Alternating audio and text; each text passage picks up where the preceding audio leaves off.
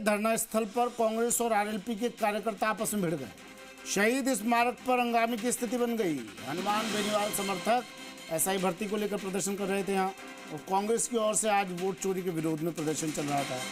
धरना स्थल से होर्डिंग हटाने को लेकर दोनों पक्षों के कार्यकर्ता भिड़ गए। दोनों पक्षों की ओर से जमकर बहसबाजी हुई। ये तस्वीरें देखिए, पोस्टरबाजी को लेकर बहसबाजी। बाबूलाल धायल मेरे सहयोगी हमारे साथ फोन लाइन पर जुड़ गए हैं। नाम पता चलना चाहिए, नाम होना चाहिए, चर्चा होना चाहिए, काम हो या ना हो, पोस्टरबाजी होनी चाहिए, और पोस्टरबाजी के चक्कर में राजनीतिक दल आपस में भिड़ गए। बाबूलाल जी बिल्कुल, दोनों ही दलों के कार्यकर्ताओं को नाम की फिक्र है। और आज जब कांग्रेस पीसीसी से शहीद स्मारक तक मार्च निकाल रही थी तो सिर्फ ऐसे लग रहा था जैसे कि कोई फॉर्मेलिटी पूरी कर रही हो। नेता जैसे ही शहीद स्मारक पहुंचे वहां से निकल गए। इस दौरान कुछ कार्यकर्ताओं की आरएलपी के जो कार्यकर्ता उनसे भी बहस हो गई, और लग यही रहा था कि सबको अपनी अपनी पार्टी की फिक्र है। सबको लगता है कि हमारी पार्टी बड़ी है, और इसी में जो पार्टी कार्यकर्ता हैं वो ये भूल जाते हैं कि ये जो राजनीतिक दल है इनकी भी कुछ मर्यादाएं होती हैं, इनके कार्यकर्ताओं को भी कुछ सीख दी जाती है। लेकिन सब लोग नाम की भूख के आगे मर्यादाओं को तार तार कर देते हैं, जिसका नजारा ये तस्वीरें बयां कर रही हैं।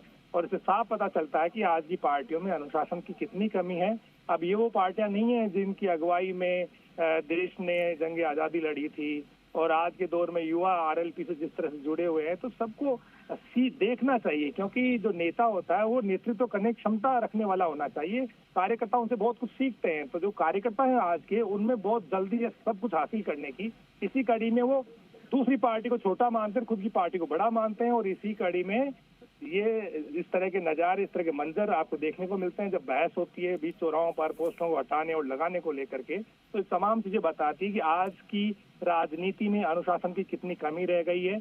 आज के नेताओं को, अपने कार्यकर्ताओं को अनुशासन की सीख देनी चाहिए, और उन्हें बताना चाहिए कि उनके कंधों पर कितनी बड़ी जिम्मेदारी है, आम आवाम उन पर कितना भरोसा करता है। अगर वो इस तरह से करेंगे तो जनता उन पर आखिर एतबार क्यों करेगी।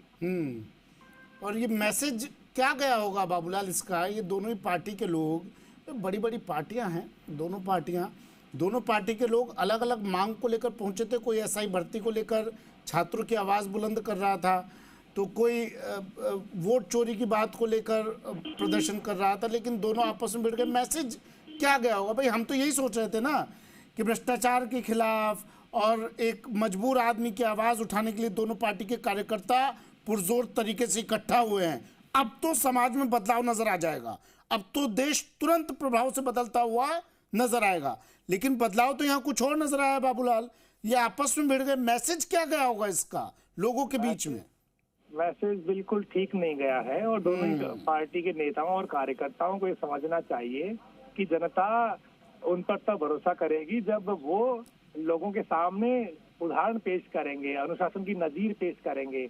अगर सब कुछ हासिल करने की दौड़ में अगर उन्होंने अपने उसूलों को, अपनी पार्टी के सिद्धांतों को अगर ताक पर रख दिया, तो फिर जनता उन्हें खारिज कर देगी। जनता की निगाह में वो खारिज हो जाएंगे। और इसी तरह के जो नजारे ये बयां करते हैं कि आखिर सत्ता से बाहर होने की खीज अभी तक कांग्रेस मिटा नहीं पाई है। राहुल गांधी ने जिस तरह से आरोप लगाए हैं, और उसके बाद में कांग्रेस पार्टी सड़कों पर है, तो उनके कार्यकर्ताओं को भी बहुत यानी कि संयम बरतना चाहिए।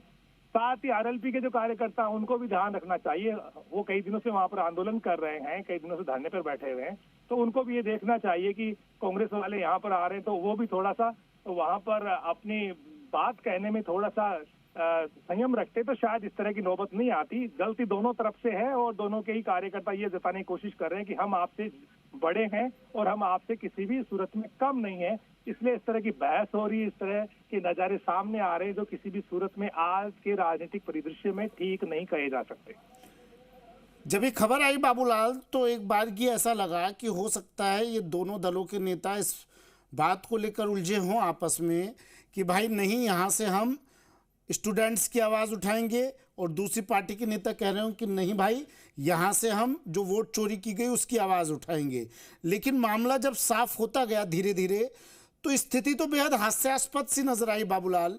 ये वो नेता हैं जिनके पीछे कई लोग चलते हैं, जिनकी एक आवाज पर कई लोग खड़े हो जाते हैं, जो खुद को जमीन से जुड़ा होने का दावा करते हैं और जो कई सैकड़ों हजारों लोगों का प्रतिनिधित्व करते हैं।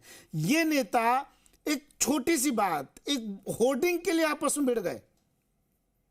बिल्कुल, आज की राजनीति में अपने नेताओं को ये सिखाया ही नहीं जा रहा है। कार्यकर्ताओं को, नेताओं को ये लगता है कि उनके पीछे भीड़ रहनी चाहिए। नेता अपने कार्यकर्ताओं को कभी नहीं सिखाते कि आपको नैतिक आचरण करना पड़ेगा। जनता आपकी तरफ देखती है और आपके आचरण से हमारी पार्टी का मुस्तकबिल तय होता है।